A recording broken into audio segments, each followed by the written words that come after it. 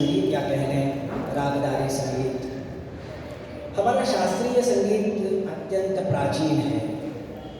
इसकी अपनी परंपरा है, संस्कार हैं, पारंपरिक राग हैं, पारंपरिक बंदिशें हैं, परंपरागत ढंग से गाने वाले दिग्गज हैं और उनका अनुसरण करने वाले आज के नवोदित कलाकार भी हैं। कहा जा रहा है शास्त्रीय संगीत को चाहने वाले कुछ कम हो गए हैं, लेकिन यहाँ इतने सारे श्रोताओं की उपस्थिति को देखकर हम इस बात को नकार सकते हैं। उसमें रुचि रखने वाले बहुत हैं, लेकिन हवा में ऐसी बातें हैं कि शास्त्रीय संगीत के श्रोता कम हो रहे हैं। क्यों कम हो रहे हैं? तो उनको शास्त्रीय संगीत इतना कठिन लगता है कि उनको समझ में नहीं आता। जो शुरू में आलाप होता है, अरे इतनी देर केवल करते रहते हैं, क्या करते हैं कुछ पता नहीं चलता, इसलिए बहुत कठिन है।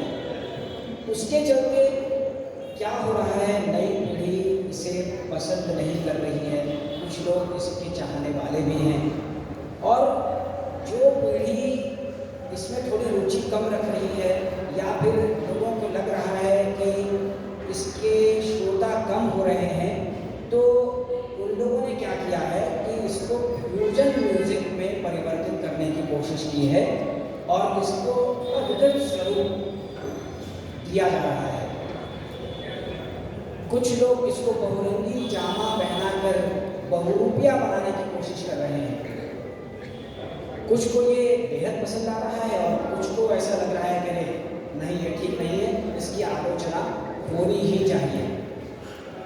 ऐसा करने वालों के अपने अपने तर्क भी हैं कि हम भाई इसलिए ऐसा कर रहे हैं और ये पसंद भी आ रहा है लोगों को, इससे हमको पैसे भी मिल रहे हैं, देश विदेश में हमारे प्रोग्राम भी हो रहे हैं। ये कितने सार्थक तर्क हैं, कितने सही हैं, कितने गलत हैं। शास्त्रीय संगीत के पुरोधा यहाँ बैठे हैं, वो इसको किस रूप में लेते हैं, उनके अपने क्या तर्क हैं, उनकी क्या दृष्टि है, क्या होना चाहिए, वर्तमान में इसका स्वरूप क्या पहले जैसा ही रहना चाहिए। शुरू में जैसे बात की कि आजकल श्रोताओं के बैठने की जो वर्तमान पद्धति है भारतीय बैठक, उसमें भी परिवर्तन आ गया है। अब बड़े बड़े प्रेक्षागृहों में कार्यक्रम होते हैं और सभी कुर्सियों पर बैठे रहते हैं, लेकिन शास्त्रीय संगीत को सुनने का आनंद जो भारतीय विशुद्ध रूप से बैठक में विराजित होकर है, वो आनंद उसमें नहीं आता। तो इन सारी बातों पर आज चर्चा करने के लिए, जैसा कहा गया कि तानपुरे का भी जो पारंपरिक स्वरूप था वो बदल गया है, सारी चीज़ें इलेक्ट्रॉनिक हो गई हैं। जो पारंपरिक वाद्य हैं उनका भी स्वरूप एक इलेक्ट्रॉनिक कीबोर्ड ने ले लिया है उनका स्थान। तो इन सब बातों पर चर्चा करने के लिए बहुत बड़े बड़े विद्वान यहाँ उपस्थित हैं। मैं इसकी क्यों आवश्यकता है, क्या ये आज विचार होना आवश्यक है, मराठी में ज़रूर इस पर प्रकाश पड़ना चाहिए। तो हमारे वरिष्ठ सहयोगी, हमारे मित्र आदरणीय केशव परांजपे जी हैं, मैं उनसे निवेदन करूँगा कि आप अपनी बात रखें। आपने बात संपूर्ण तय किया है कि कोई और बात छोटी नहीं थी जो बढ़ना चाहिए, और इन्होंने तो मुझे मोहलत दी है मराठी में बात करने की, लेकिन जहाँ तक मुझे मुमकिन हो जाएगा मैं हिंदी में बात करने की कोशिश करूँगा। और जो कि मैं कोई परफॉर्मर नहीं हूँ, तो ताल में जैसे कोई छुका या सुर में छुका तो कलाकार के लिए आप हंसते हैं, ऐसे मुझे हंसने की जरूरत नहीं। लेकिन मैं थोड़ी बात करना चाहूँगा। जैसे अभी पांडुरंग जी ने कहा है कि शास्त्रीय संगीत, रागदारी संगीत ये ताजमहल जरूर है, लेकिन ऐसा ताजमहल नहीं है कि एक बार बन गया और लोग देखते रहे। ये हर रोज हर घड़ी बनाया जाने वाला ताजमहल है। मतलब ये धारावाहिक परंपरा है और ये परंपरा सचेत है, बन चुकी है और मिट चुकी है, और जो मिटी है उसको संभालने के लिए कोई म्यूजियम चाहिए, ऐसी तो बात नहीं है। आज के ज़माने में ये परंपरा अगर है तो उसमें परिवर्तन तो जरूर आएगा, लेकिन परिवर्तन की दिशा क्या दिशा है कि जिनमें हम परिवर्तन का स्वागत करते हैं, और कौन सी दिशा है कि जहाँ पे हम उनका स्वागत, चेंज का, परिवर्तन का नहीं करना चाहते। तो इस उपलक्ष्य में अगर हमें बात करनी है तो मैं पहले सभी दिग्गजों से ये गुजारिश करूँगा कि उनकी राय में जो अनचेंजेबल, जो जिसे हम कहते हैं मूलभूत ऐसे मूल्य है, वैल्यूज है क्लासिकल म्यूजिक के, रागदारी संगीत के, तो कोई भी एक बैठक में बैठ के 1 2 3 4 5 6 नहीं बोल सकता है, लेकिन अभी यहाँ बैठे हुए उनके जो मन में आता है कि नहीं, अगर क्लासिकल म्यूजिक रागदारी संगीत हम कहते हैं तो ये चीज़ें तो जरूर चाहिए, ये उनकी व्याख्या में, उनकी डेफिनेशन में है। अगर ये नहीं है तो शायद वो म्यूजिक रहेगा, लेकिन रागदारी म्यूजिक, क्लासिकल म्यूजिक कहना हम उसको उचित नहीं मानेंगे। ऐसे अगर कोई नॉर्म्स उनके मन में आ रहे हैं तो उनके बारे में बहुत संक्षेप में ये बात करें, ताकि वो कहाँ तक समाने जाते हैं, समाने जा सकते हैं, इसके बारे में आगे बात करने के लिए हमारे पास समय रहेगा। तो मैं इसमें सबसे पहले गुजारिश करना चाहता हूँ, एक विनती करना चाहता हूँ प्राध्यापक से करना, क्योंकि मैं भी एक प्राध्यापक हूँ और ओजस्वी भी एक प्राध्यापक है। तो प्राध्यापक लोगों को एक बहुत प्राध्यापकी की तरह से एकेडमिक फॉर्म में चीज़ को ढालने की एक सुविधा रहती है, तो उन्होंने शुरुआत की तो सब उसी रास्ते में अच्छे से चल जाएंगे। इसलिए ओजस्वी आपसे मेरी विनती है कि आप शुरू करें। आप सभी को मेरा प्रणाम। सभी मंच पर हमारे गुरु और जितने गुणी सब बैठे हैं, मैं आप सभी को प्रणाम करता हूँ। और मैं छोटा हूँ तो अपनी संक्षेप में बात कहूँगा, बाकी आप उनके विचार सुनेंगे तो विषय की गहराई को समझेंगे।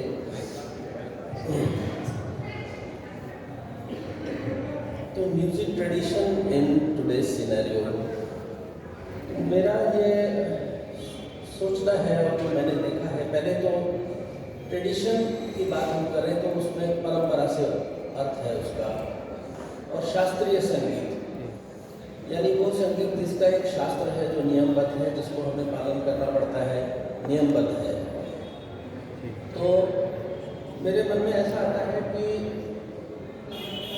जो शास्त्रीय संगीत की परिकल्पना हम देखते आ रहे हैं, हमने अपने गुरुजन को देखा है और पुरानी रिकॉर्डिंग सुनते हैं, जो इतिहास पढ़ते हैं, वो परंपरा हमारे पास चलती जो आ रही है,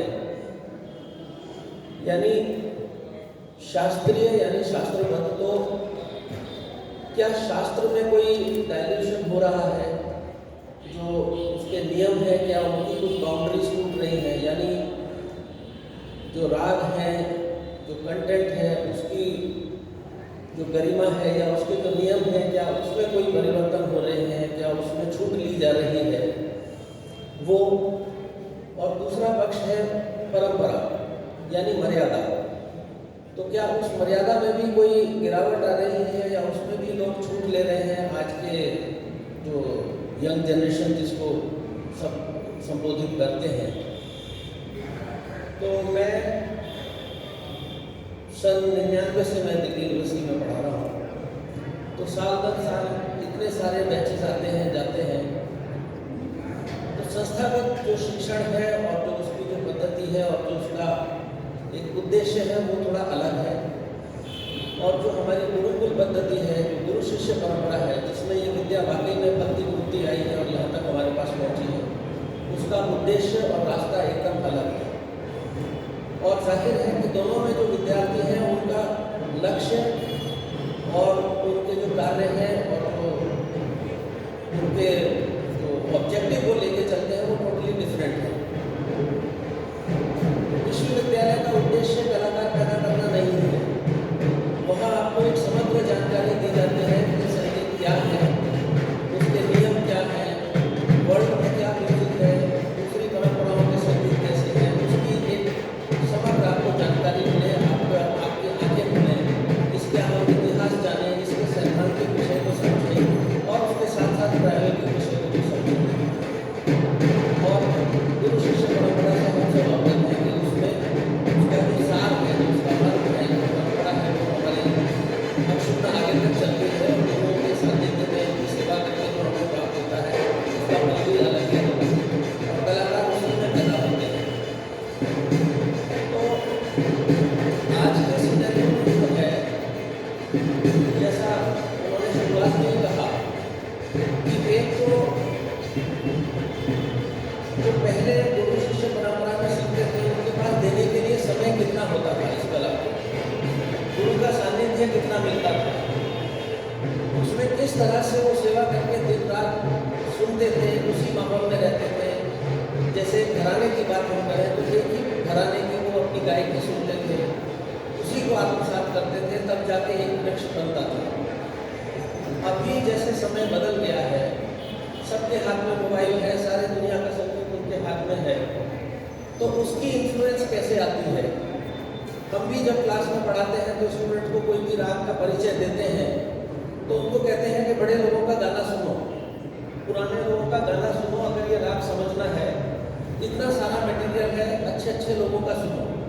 और साथ ही एक ही विभाग में इतने सारे शिक्षक होते हैं, किसी की बैकग्राउंड कुछ है, किसी की कुछ है। अब बच्चा एक से निकलता है क्लास से, दूसरी क्लास में जाता है, दूसरी क्लास से निकलता है, तीसरी क्लास में जाता है, तो वहाँ वैसे ही उसका एक डाइल्यूशन तो नहीं मैं कहूँगा कि, लेकिन एक मिश्रण तो वहीं से तैयार हो रहा है। तो एक शब्द है डाइल्यूशन, दूसरा है मिश्रण। यानी जैसे हम राग संकर करते हैं, राग मिश्रण करके बनाते हैं, ऐसे ही वैचारिक और जो उनका गायकी कहिए शैलियों का मिश्रण वहीं से बनना शुरू हो जाता है। तो उसमें कहीं ना कहीं ये कन्फ्यूजन भी आता है कि क्या एडॉप्ट करें, एडॉप्ट क्या करें, क्योंकि सभी कुछ एक साथ ही मिल रहा है और वो कंपल्शन है उनका। साथ ही एक्सपोजर दूसरी चीज़ों का इतना है कि आप उससे बच नहीं सकते हैं। लेकिन मैं ये भी कहूँगा कि हम अपनी गुरु शिष्य परंपरा में देखें तो जितने महान संगीतज्ञ हुए हैं, कलाकार हुए हैं, उनमें से बहुत संख्या ऐसे हैं जिन्होंने एक से अधिक गुरुओं के पास जाके सीखा है, चाहे वो एक ही घराने के हों या विभिन्न घराने के हों। जैसे हमारे सामने भास्कर बुआ जी का एग्जाम्पल है, पंडित गजानन बुआ जोशी जी का मैं एग्जाम्पल अपने स्टूडेंट्स को देता हूँ कि देखो ग्वालियर उन्होंने सीखा, फिर उसके बाद दूसरी गायकी सीखी, जयपुर की सीखी, आगरा की सीखी, फिर वजीर बुआ जी के पास भी उनका एक निजी उनका जो एक वो था दृष्टिकोण था वो भी उन्होंने लिया। तो क्या इससे उनका ग्वालियर घराना क्या डाइल्यूट हो गया क्या, या वो समृद्ध हुई उनकी गायकी? तो वो मिश्रण से उनको समृद्धि प्राप्त हुई और वो उन्होंने आगे दिया। तो वो मिश्रण, या उसको हम डाइल्यूशन नहीं कहेंगे, वो विस्तार हुआ, सुंदर हुआ। तो ये सुनने से एक अलग अलग चीज़ें आपके कैरेक्टर पे कैसा उसका इम्प्रिंट पड़ता है, आपकी सोच पे कैसा इम्प्रिंट पड़ता है, ये हाईली सब्जेक्टिव है। कौन कितना लेगा, कैसा समझेगा, किस चीज़ को कैसे इंटरप्रेट करेगा, ये उसके ऊपर डिपेंड करता है। लेकिन अगर अच्छे गुरु के संरक्षण में आप हैं तो उनकी गाइडेंस में आप सब कुछ लेके समेट के आगे बहुत अच्छा बनेंगे। अगर अच्छे गुरु का संरक्षण आपके ऊपर नहीं है, हाथ उनका नहीं है आशीर्वाद, तो सब बिखरा बिखरा हो जाएगा, थोड़ा सा ये, थोड़ा सा वो, थोड़ा सा ये, तो कोई कैरेक्टर नहीं बनता अपना निजी।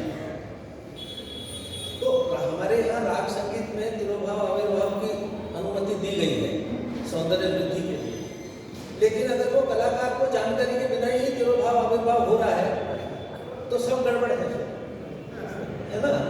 तो उसके लिए वो नियम पता होंगे, तब तो वो अपनी मर्जी से कहाँ कितना सजाना है वैसा सजा सकते हैं। फिर उन्होंने बात की, देखिए कि आज जो टेक्नोलॉजी की बात है, हम लोग इलेक्ट्रॉनिक गैजेट्स में इतना सहायता लेते हैं, लेकिन मेरा ये कहना है, मेरा जो मैं देखता हूँ स्टूडेंट्स को अपने, कि एक होता है सहायता लेना कि हम कहीं जा रहे हैं, ताकि उन्हें नहीं ले जा सकते हैं, अभी वो सुविधा नहीं है। लेकिन दूसरा है आश्रित होना। आपके घर में तानपुरा है, फिर भी आप इलेक्ट्रॉनिक से रियाज करते हैं, तो ये बहुत डैमेजिंग है, ये शॉर्टकट नहीं लेना चाहिए। तो इन सब चीज़ों का बड़ा नेगेटिव असर होता है।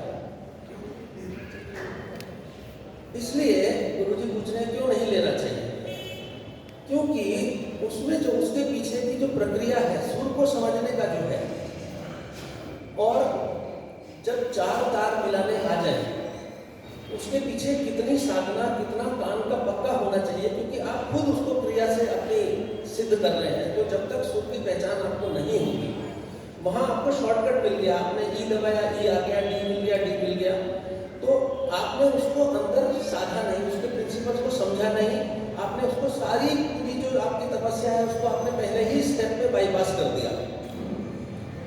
तो ये बाईपास करने से क्या हुआ, आपकी शॉर्टकमिंग रह गई। आपका कान वैसा तैयार होना चाहिए कि वो जब जोड़ी का तार जब मिलता है और जो दूसरा अपने आप जागृत होता है, तो वो जब आप देखेंगे तब पता चलता है फ्रीक्वेंसीज का खेल क्या है। और मैं अपने स्टूडेंट्स को ये भी कहता हूँ बड़ी विनम्रता के साथ कि जैसे कई बार तानपुरा है, एक सुंदर एक सिंपल सा, उसमें 4 तार हैं, कई बार वो 5 मिनट में 2 मिनट में मिल जाता है चारों तार। कभी कभी ऐसा होता है 40 मिनट लग जाते हैं, नहीं मिलता। तो इतनी पेशेंस आपको होनी चाहिए कि 40 मिनट अगर लग रहे हैं, आप मनोयोग से कोशिश कर रहे हैं और वो नहीं मान रहा है, तो जैसे बच्चे को दुलारते हैं, पहले आप उसको अपनी जगह पे लाइए। आपके अंदर इतना धैर्य आना चाहिए कि जब तक ये नहीं मिलेगा मैं शुरू नहीं करूँगा, हड़बड़ी नहीं। तो ये अपने आप को भी एक साधना, एक धैर्य जो आता है ना, सारी कलाएं पहले हमको धैर्य का वर्च्यू देती हैं। क्यों? क्योंकि हमको पहले दिन से पता होता है कि इसमें रिजल्ट दूसरे दिन नहीं आएगा, इसमें कई साल लगने वाले हैं। तो जो पहला वर्च्यू मिलता है वो है धैर्य। तो इंस्ट्रूमेंट भी अगर नहीं मान रहा है, 40 मिनट लगते हैं, धैर्य के साथ उसको मिलाइए। ये जो एक टेम्परामेंट अपना तैयार होता है, एक जो आपके गुण में ये जो एक धैर्य स्थिरता आती है, वो आपकी कला को कितना आगे फायदा देगी, आपके कैरेक्टर को कितना अच्छा से वो फायदा देगी, वो करने वाला ही समझ सकता है। और गुरुजी जैसे कहते हैं, एक बहुत अच्छी बात बताते हैं कि देखो संगीत में कोई शॉर्टकट नहीं है। सब लोग बोलते हैं किसी भी कला में कोई शॉर्टकट नहीं है। शॉर्टकट बोलेंगे तो एक ही है, वो है अच्छे गुरु। क्योंकि गुरु आपको भटकने नहीं देते। अगर आपको सदगुरु मिल गए तो वो आपको सबसे छोटे रास्ते से आपको अपनी मंजिल पे पहुंचा देते हैं, है ना? नहीं तो आप भटकते रहिए। उन्होंने जो अपने अनुभव से पाया वो शॉर्टकट में आपको दे दिया। तो अच्छा गुरु मिलना बहुत ज़रूरी है। तो ये जो हमारा ट्रेडिशन जो आज हम कह रहे हैं कि आज की क्या स्थिति है, मैं ये देखता हूँ गुरुजी के साथ में इतनी जगह जाता हूँ और कार्यक्रम सुनने जाता हूँ, तो देखता हूँ कि युवा लोग बहुत आते हैं सुनने के लिए। उनकी संख्या बढ़ रही है और वो कई जगह हम देखते हैं, जैसे मेरा फेस गुरुजी के साथ में मैं होता हूँ, सामने होता है, तो मैं देखता हूँ कई जगह बड़ी सही जगह पर उनकी गर्दन हिलती है, दाद देते हैं वो। बेशक उनको तालीम है या नहीं है, बट उनका रिएक्शन से पता चलता है कि असर होता है। तो अच्छी चीज़ जब उनके सामने रखी जाती है तो उसका रिएक्शन इमीडिएटली आता है, चाहे वो उससे जुड़े हुए हैं संगीत से या नहीं, तो असर तो दिखता है। तो ये असर पैदा करने में कितना समय लगता है, कैसे गुरु होने चाहिए, कैसी साधना होनी चाहिए, ये सब इतिहास में हम पढ़ते हैं और सब बड़े गुरुओं से संस्मरण हम सुनते हैं, कितना कितना कष्ट करके ये विद्या आई है यहाँ तक।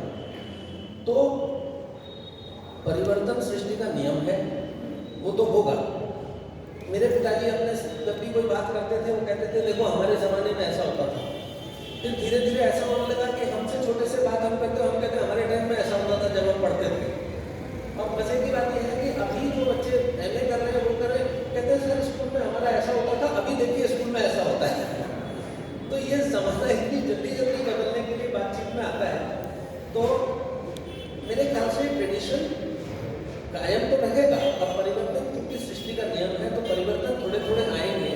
लेकिन ये जो गैजेट्स हैं और इस पर हम आश्रित हो रहे हैं, मेरे ख्याल से आश्रय लेना छोड़ देना चाहिए। सहायता लें लेकिन आश्रित ना हो, इसी से अपना टेम्परामेंट बहुत फर्क पड़ जाता है।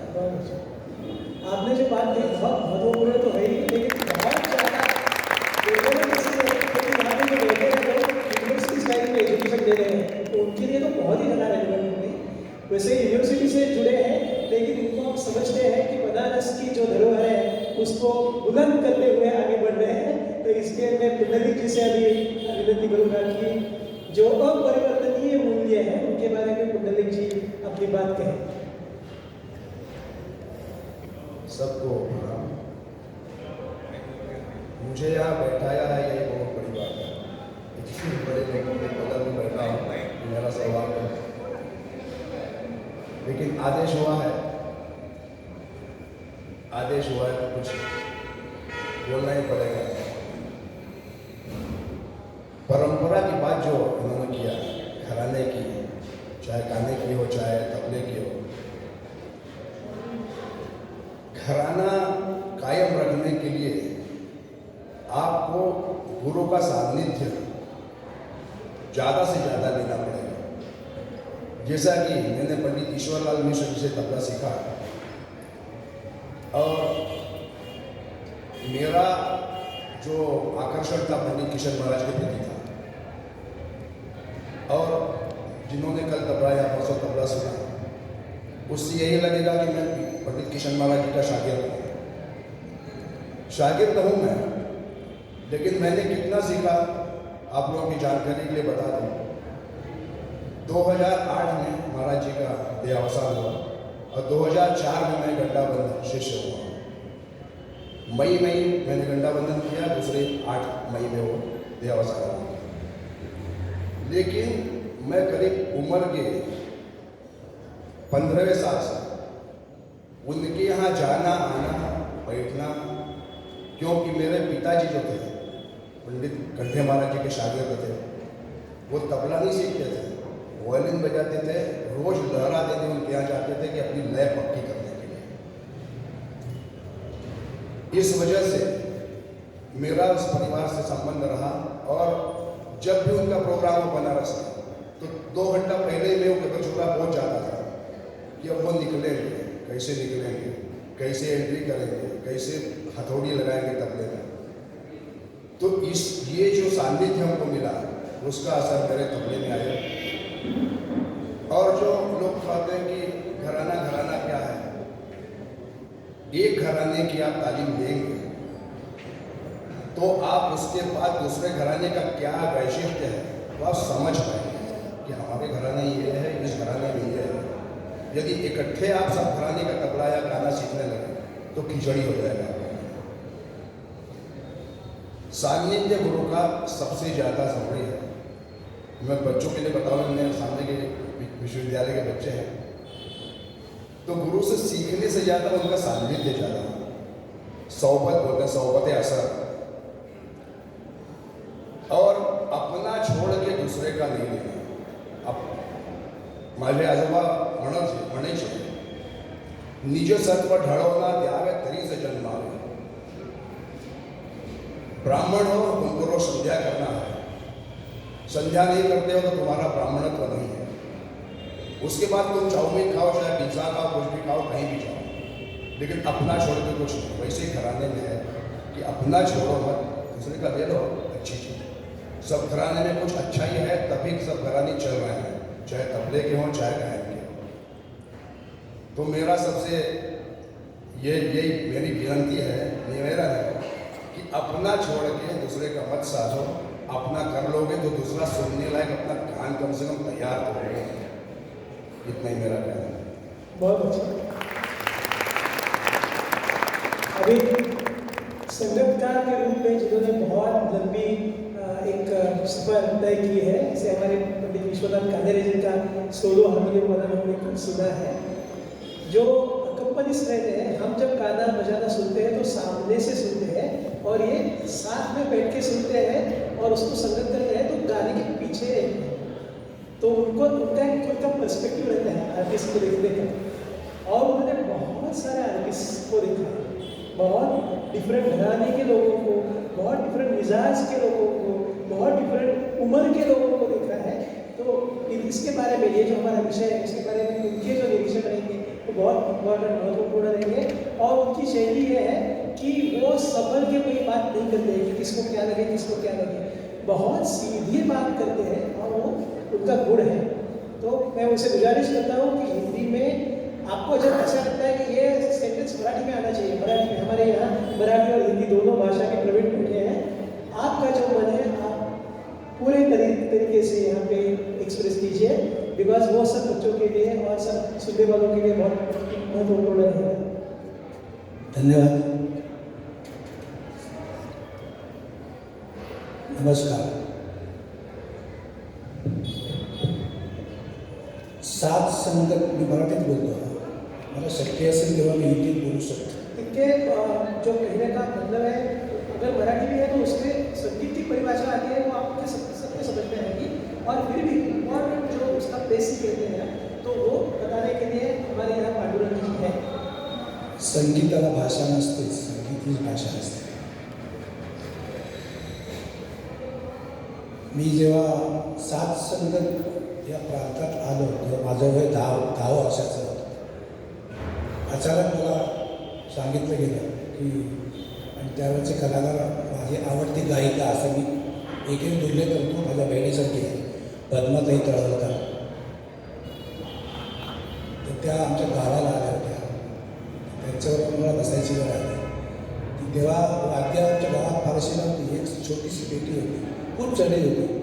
मला म्हणली की पांढरी पाचमध्ये वाजवणार का? जो सुरू असेल तर वाजवायचं काम आहे, जितकं जमेल तेवढं करतो मी. त्रास तर होणार नाही याची काळजी मी घेत होतो. ती माझी पहिली वेळ. तिथून सुरुवात झाली. 50 वर्ष मी साथ संगतीत झालो होती. जवळजवळ सगळ्यांना साथ संगत केली मी माझ्या परीने. मी 50 वर्ष साथ संगत करतो याचा अर्थ माझी साथ संगत आवडते असा मी समजतो. आवडली लोकांना. कारण साथ संगतीचा एक वेगळा हिशोब मला गुरुजींनी सांगितलं होतं की साथ संगत शेजारी बसतेच. साथ, त्याला साथ करायची, त्याला खुश करायचं, त्याच्या विचाराला खुश करून त्याचा विचार जो आहे तो पुढे त्याला नेण्यासाठी आपण मदत करायची. तो त्यावेळेचा हा विचार होता. आता थोडा बदल होतोय, पण बदल होताना तिथे पण त्याला थोडंसं एक लिमिट ठेवलं पाहिजे साथीदाराने, की त्याची रिक्वायरमेंट आहे का, तर तुम्ही वाजवा. नसेल रिक्वायरमेंट तर द्या ना, सरचपंचम द्या, त्यात सगळं मिळते, त्याला सगळं मिळते. अशी त्यावेळेची आमची पद्धत होती साथ संगती. पण आता थोडंसं बदल आहे, तरी पण चांगली गोष्ट आहे. बदलायला हवंच, बदल हवाच. पण बदल करताना थोडासा भान साथीदाराने ठेवायला पाहिजे. की ती सांगू का, ते आमच्या गुरुजी म्हणायचे की तुझी साथ संगत म्हणजे तुझी नोकरी आहे ती 2 तास 2.5 तास. त्याला खुश करणे, त्याला चांगलं आनंदी ठेवणे, त्याला पुढे नेत जाणे, त्यामध्ये तुझे अस्तित्व दाखवण्यासाठी एखादा सूर अलग वाजवला तरी काही प्रॉब्लेम येत नाही. तो त्याला संलग्न असला पाहिजे एवढंच, रागाला किंवा त्या सुरावाटीला. कारण तुझं अस्तित्व दाखवायचं मी आहे इथे. तर ह्या गोष्टी करत आलो. आता मी सगळं बघतोय आणि एकच मला कमी वाटतं की काही सगळ्याच ठिकाणी म्हणता येणार नाही, पण बऱ्याच ठिकाणी आता दिसतंय की माध्यमं खूप वाढली आणि माध्यमावरून चमकायसाठी जी शिकण्याची वृत्ती असते ती कमी झाली, असं माझं स्वतःचं मत आहे. सगळे चमकेगिरीच्या मागे लागले. थोडंसं आलं की टाक फेसबुकवर, टाक यूट्यूबवर, यातनं विद्या नाही मिळत. आणि नको त्या वयात प्रसिद्धी मिळाली की पुढे त्याचा काय होतं ते माहिती आहे आपल्याला. मी सांगत नाही. ज्या वयात शिक्षण घ्यायचे त्याच वयातच शिक्षण घ्या, परिपूर्ण घ्या, अर्धवट नका ठेवू. नक्की तुम्हाला स्टेज मिळणार, ऐकणारे लोक मिळणार, पण तुम्ही गोल्ड बना, सोनं बना आणि सोनं बनून लोकांसमोर सोनं प्रदर्शित करा. ठीक आहे, आमचे गुरुजी म्हणत होते की संगीतामध्ये 1-2च गोष्टी आहेत, चांगलं की वाईट. ठीक आहे नाही, ही सबब झाली, पळवाट झाली, ठीक आहे. चांगलं अथवा वाईट एवढं 2च गोष्टी आहेत, त्याच अंगीकारा आणि अखंड शिकत राहा. शिक्षण संगीताचं संपत नाही. मी अजूनही माझ्या 72व्या वर्षी मी ड्रायव्हिंग करून रक्तारी चिपळूण करून मी गोव्याला जातो. मला तिथे मिळतंय, कुठे मिळेल शोधा, मिळणार सगळ्या ठिकाणी आहे, पण ते जिथे मिळते तिथे श्रद्धापूर्वक घ्या, आत्मीयता ठेवा. हे मला हवं आहे, हे मला याच्यावर मला एक 4 महिने 8 महिने वर्षावर अभ्यास करायचा आहे. नुसता अभ्यास नाही, विचार करायचे, बदल करायचे, चिंतन करायचे, या सगळ्या गोष्टी आहेत. त्या असं आता दिसत नाही आहे मला. मी थोडंसं याच्यावर जरा बाहेर जाऊन थोडंसं बोलतो. मैफिल आपण सुरू केली गायक आणि गायिकेने, तर पहिला खेळ झाला आहे, सगळं झालं आहे, छान माहोल चांगला जमला आहे. पण पुढे दुसरा ॲटम काय निवडायचा, काय नवीचा निवडायचा, हे थोडंसं लक्ष दिलं गेलं तर ती मैफिल, नाही तर मैफिल तिथेच बसते, खाली जात नाही, तिथेच बसते, वरती जात. थोडासा लईमध्ये थोडासा फरक जर केला, तर मला वाटतं की मैफिल अजूनही रंगतदार होईल. जे पूर्वी लोक करायचे, माझ्या जमान्यात, आता माझ्या आधीच्या जमान्यात हे आहे, पण ते जे पूर्वी करायचे सगळे लोक की झाल्या मोठा 1.5 तास ख्याल गायचे. भीमसेन जोशी 1.5 तास बिहार गात होते. धुळ्याला प्रोग्राम झाला म्हटलं बघा होतं, पण होऊन जातं, पण रिपिटेशन नाही, परत परत तेच नाही, अलग अलग. ते आता दिसत नाही. आता ठीक आहे, जमाना बदलला आहे. परवा व्यंकटेश सोना बोलले, अरे अभी वो तो 1.5 घंटा छायाग्रहण, 1.5 घंटा बिहार, 1.5 घंटा वो दूसरा, ऐसा होता नहीं आजकल. 40 मिनट में सब हो जाता है. वो लोगों को उतना ही चाहिए. 40 मिनट क्या हो गया, हो गया. लोकांची कॅपॅसिटी बसण्याची पण आणि सहनशीलता पण कमी झाली या माध्यमांमुळे. कारण इन्स्टंट मिळते आपल्याला. तंबोरा लावायला आपल्याला खूप रियाज करायला, तंबोरा लावण्यासाठी रियाज करायला लागतो. हे कोणाला माहिती आहे का नाही माहिती आजकालच्या मुलाला. अरे तंबोरा रियाज लावणं, तंबोरा परफेक्ट लागला की ते 6 लाव म्हणा, जरूर ते 6 लागतोच ॲटोमॅटिक गळ्यातून. पण तंबोरा परफेक्ट लागला गेला पाहिजे. ते गाणं शिकण्याआधी तंबोरा कसा लावावा याचं वर्षभर मेहनत करायला लागते. तेव्हा तो एक सूर मिळतो. एका सुरातून 3 सूर मिळतात. पंचम तो मिळतो, 6 मिळतो, गंधारही मिळतो, ऋषभही मिळतो, सगळ्या गोष्टी मिळतात. पण तो परफेक्ट लागला गेला पाहिजे तंबोरा. अभी ये बोले अभी सब इंस्टेंट है, तैयार है, बटन दबाएगा तो सब मिलता है. वो अच्छा नहीं हो. तंबोरा इतना सुंदर लागला पाहिजे, त्यातून ॲटोमॅटिकली सूर आला पाहिजे बाहेर. धन्यवाद. इन्होंने जो पहले बात करना शुरू किया कि मैं उम्र की 10वीं उम्र में साथ संगत करना शुरू किया, तो मुझे लग रहा था कि ये छूट अलाप चल रहे हैं. तो ऐसे सब में आए कि संगतकार ने जो मेन जो प्रस्तुत करता कलाकार है उसकी विचार को लेके आगे जाना है. तो इसके पीछे कहने का मतलब ये है कि सबने मिलकर एक माहौल बनाना है. ये बहुत बड़ा वैल्यू, बहुत बड़ा इम्पोर्टेंट मूल्य इन्होंने बताया है. और इन्होंने जो बातें की बहुत इंटरेस्टिंग होगी. उसमें से थोड़ा आप जरा बताइए, क्योंकि मेरे यहाँ जो बैठे हुए मेरे दोस्त लोग हैं जो वाराणसी से हैं, वो थोड़े ऐसे कर रहे थे कि अरे ये घराना थोड़ा अलग है, ये मराठी में समझ में नहीं आता. वाकई इसमें भी मैं मेरा अनुभव आपको बताता हूँ कि अगर कोई तमिल में भी बात करे और अगर हम मन में सोचे कि मुझे समझ रहा है तो समझ रहा है. 50 से ज़्यादा वर्षों का इनका संगत करने का अनुभव है. अपने अनुभव की जो थाली, जो खजाना उनके पास है, उसी को यहाँ उन्होंने बताने की कोशिश की है. और ख़ासकर उनका कहना ये है, जब भी आप संगत करने के लिए बैठते हैं तब संगत करते समय आप ये सोचिए मैं संगत कर रहा हूँ. आपको गायक के साथ चलना है. ऐसा नहीं कि आपको अपनी कला को प्रदर्शित करने के लिए आगे बढ़ना है, उसको प्रतियोगिता उससे करनी है, ये नहीं होना चाहिए. और मौका मिलता है, जो मुख्य कलाकार है वो आपको मौका देता है आपको अपनी कुशलता प्रदर्शित करने का. तो जब मौका मिले तो कहीं एक बार ऐसा दिखा दीजिए कि हाँ मेरे पास भी ये चीज़ें हैं. आजकल क्या हो गया है, आजकल फेसबुक का, यूट्यूब का ज़माना है, ट्विटर का ज़माना है, तो कुछ भी लोग कर रहे हैं और उस पर डाल रहे हैं. उससे क्या हो रहा है कि लोगों को प्रसिद्धि तो बहुत जल्दी मिल जा रही है, लेकिन उनकी जो विद्या सीखने की ललक है, उनकी जो जिज्ञासा है वो पूरी नहीं कर पा रहे हैं. अधूरे ज्ञान के साथ वहाँ जा रहे हैं. विद्वान होने के लिए जो उन्हें समय मिला है, जो उम्र मिली है, जो हमारे पास उस समय का सदुपयोग करने की बात है, वो हमको उस समय करना चाहिए. अगर हम वो नहीं करते हैं तो समय कभी हमको माफ़ करने वाला नहीं है. समय हमको पीछे छोड़ देगा और समय आगे निकल जाएगा. इसलिए सही समय का सदुपयोग कीजिए. सही समय पर जो जो चीज़ें करनी है उसको करिए. फिर प्रसिद्धि को अपने आप आपके चरण चुनेगी. एक गोष्ट संगतकारांनी साथीला बसतात, इकडचा असो इकडचा असो कुठलाही, त्यांनी एक लक्षात ठेवावं. नम्र विनंती आहे सगळ्यांना की तुमचं व्हॅल्यू मेन आर्टिस्टला आहे का, बरोबर मिळतोय ना, तेवढाच विचार करावा. तिकडे मिळतोय का नाही ते त्यांच्यातही विचार करतील. तुम्ही मधून पुन्हा करून ते डिस्टर्ब करण्यापेक्षा त्याला बघा, त्याला मिळते त्याची तक्रार नाही. तुम्ही डिस्टर्ब करना था, डिस्टर्ब होत होते. मुझे लगता है कि आपके समझ में आया है कि आप शिरकत कर रहे हो तो अपना पूरा ध्यान मेन आर्टिस्ट अगर सेटिस्फाई है कि नहीं वो देखो, वहाँ मत देखो. बहुत जरूरी बात आपने कही है, बहुत रेलेवेंट. अच्छा, एक बात उन्होंने और कही कि तानपुरा लगाने का भी रियाज होता है.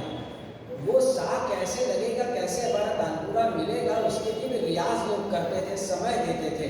तो जो इलेक्ट्रॉनिक तानपुरा आ गया है तो उसको मत भूलिए, उसका भी रियाज करके अपने आप को उस लायक बनाइए कि हम तानपुरा भी बहुत अच्छे से मिला सकें. और अभी आदरणीय पंडित सुरेश देवरकर जी को सबसे लास्ट में बात करनी है. ऑफकोर्स दौर चल रहे हैं, इसके बाद फिर से आप सब लोग बात करेंगे, लेकिन हम प्राक कथन जो है उसमें सुनने वाले लोग भी बीच में बात कर सकते हैं, ऐसा कुछ नहीं. तो आपसे विनती है कि आप इस बारे में आपके मौलिक जो स्पेसिफिक सवाल पूछें. स्पेसिफिक सवाल मेरा ये है कि जो अपरिवर्तनीय ऐसे मूल्य है शास्त्रीय संगीत के, रागदारी संगीत के, आपके मन में ऐसे कौन से मूल्य हैं कि जिनके साथ कॉम्प्रोमाइज नहीं हो सकता, जो और रागदार मूल्य जो है कि हमारा शास्त्र बताता है कि गलत क्या और सही क्या. हम 14 मात्र को झुमरा अलग कहते हैं, धमार अलग कहते हैं, अड़ा चौताल अलग कहते हैं, धमार अलग कहते हैं. तो धमार को अड़ा चौताल नहीं कहते, तोड़ी को मुल्तानी नहीं कहते, मुल्तानी को तोड़ी नहीं कहते. तो ये बताया जाने वाला पहला शास्त्र है. शास्त्र की भूमिका क्या बताती है, गलत और सही, चूक बरोबर हे शास्त्र सांगितलं जातं. कला नाही, कला योग्य अयोग्य सांगते. कला चूक बरोबर सांगत नाही. आपण विचारामध्ये गल्लत करतो की अरे याने असं केलं, लाईट केलं. लाईट ख्याल गाताना लाईटची जागा घेतली, गीताची जागा घेतली किंवा बाबुताची जागा घेतली, तुमची जागा घेतली तर तो काय राग बदलत नाही, राग बरोबर असतो. पण त्यावेळी चूक बरोबर म्हटलं जात नाही, त्यावेळी म्हटलं जातं ते योग्य अयोग्य म्हटलं जातं. आणि योग्य अयोग्य आणि चूक बरोबर याच्यातला फरक नेमका कुठल्याही स्तरावरती आहे. गुरुजी, मुझे लगता है कि आप हिंदी में बहुत अच्छी बात करते हैं, तो थोड़ा गलत और सही ये शास्त्र के बारे में जब बात होती है तभी कहा जाता है. और कला के बारे में सुंदरता और थोड़ा दर्जाहीन, मतलब ख्याल गा रहे और उसमें ठुमरी की जगह लेते जा रहे और थोड़ा ललित हो रहा है, तो वो गलत नहीं होता है शास्त्र के हिसाब से, बराबर ही रहता है. लेकिन उसको योग्य अयोग्य कहते हैं कि दर्जाहीन. और ये इतना पॉइंट डेलिकेट है कि ऐसे कोई काम करने वाली व्यक्ति होती है, उसको उसकी भावना क्या होती है वो पहले समझ लेनी चाहिए कि ऐसा काम जो नहीं करते हैं उनके बारे में जो करने वाले लोग होते हैं, दर्जाहीन करने वाले, वो सोचते हैं कि इनका कितना रूखा गाना है और हमारा गाना कितना बोले रंजक है. वो स्वयं ये सोचते हैं. तो ये मतलब आदर में राउंड सोचना होता है. इसमें सही बराबर कहने की वजह से ये अधिकार हमारी परंपरा में गुरु को दिया गया. गुरु समझाएगा शागिर्द को कि अरे देखो ऐसा मत करो. ये पुराने लोगों में भी बात थी और आज के जमाने में ही उच्च नीच चल रहा है, ऐसा नहीं है. पहले के भी रिकॉर्ड लगाइए, आपको बहुत एग्जाम्पल मिलेंगे. हर एक समय में ये था दर्जा और दर्जाहीन, ये बातें चलती है. परंपरा हमारा शास्त्रीय संगीत अगर नवता नहीं आएगी तो परंपरा बासी हो जाएगी, परंपरा का मूल्य रहेगा नहीं. जब नवता आती है तो ही परंपरा का मूल्य रहता है. और नवता कितनी आनी चाहिए कि वो शास्त्र को खराब नहीं करे, साथ साथ दर्जा को भी हिला नहीं दे, दर्जा को भी कम नहीं करे. तो दर्जा ये बताने का हक गुरु ने बताना चाहिए. ये अगर हम उठकर बताने लगे तो आपको अधिकार दिया किसने? सुनने वाले लोग अगर बताने लगेंगे कि अरे ये गाना बजाना नीचे जा रहा है तो गलत है। इस बारे में मैं ये बात आपके सामने रखना चाहता हूँ कि एक ज़माना था कि सुनने वालों का भी एक जिसे हम कहते हैं नियंत्रण गाने बजाने वाले के ऊपर था कि सुनने वाले बैठे हैं तो मजाल नहीं थी कि कोई ऐसे हरकत करे या गैर कानूनी काम करे कोई। आज ऐसे है कि जिसको गिमिक्री कहते हैं, जो असलियत संगीत की है वो असलियत से परे दूर जाके कुछ लोग काम करते हैं और बहुत तालियां मिलती हैं। तो आज के ज़माने में क्या तालियां माने रहते हैं कि क्या सही है और क्या गलत है? तालियां के बारे में मैं कहता हूँ नहीं, इसके बारे में आपसे हम जरूर सुनना चाहेंगे। नहीं, हमारे बच्चे सामने बैठे हैं। तालियां तो कलाकार को मिलनी नहीं चाहिए ऐसा मुझे नहीं कहेगा, लेकिन सब संगीत के आविष्कार ताली नायक होते हैं क्या? जैसे दरबारी का गद्दार लगाएंगे तो यह ताली देने का आता है क्या सवाल? हाँ हाँ देखना तो अनागात में ताली नहीं दी जाती। अनागात अगर तबले में कोई कहे तका देखना तो ये भी ताली का आविष्कार नहीं है। हाँ वो सही जगह पकड़ने की बात है। तो पहले भारतीय संगीत के आविष्कार जो है उसका पर्पज सही है, सुनने वाले लोगों ने किस तरह व्यक्त करने का। लेकिन आजकल बैठक का स्वरूप नहीं रहा ना।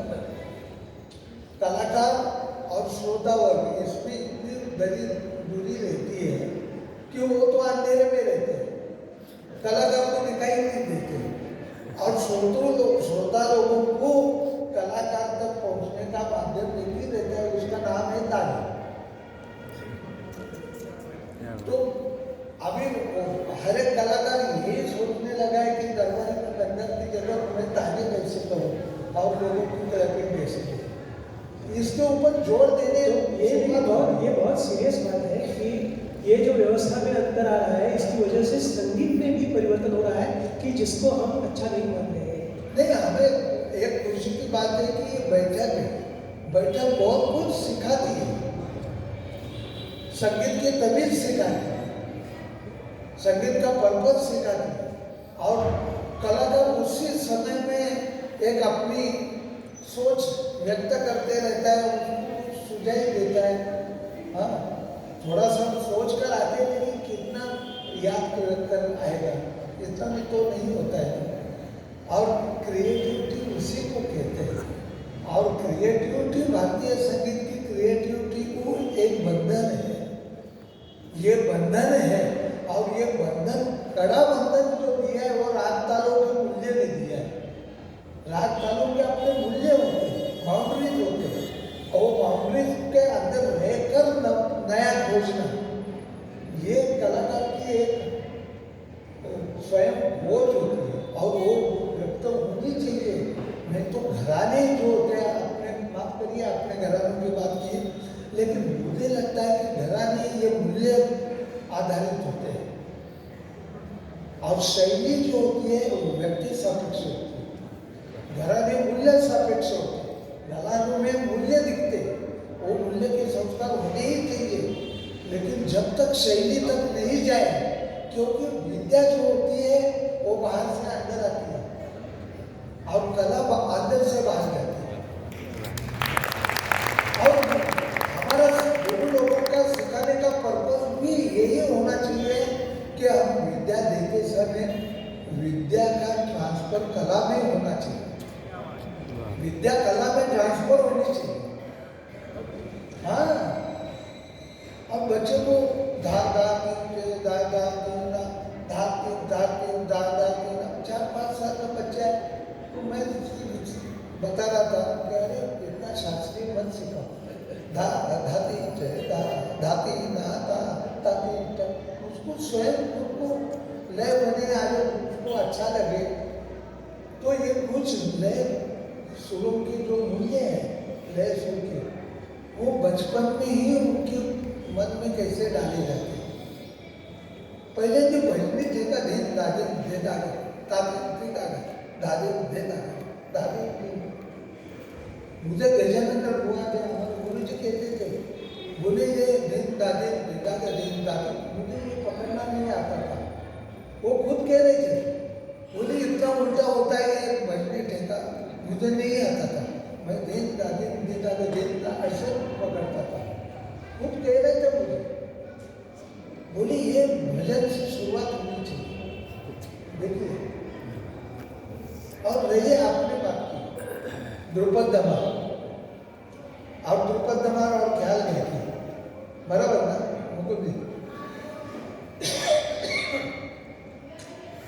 मुझे लगता है कि कंटेंट्स वाइज देखेंगे तो शायद ख्याल संगीत ने ज्यादा मूल्य दिए द्रुपद दमार से।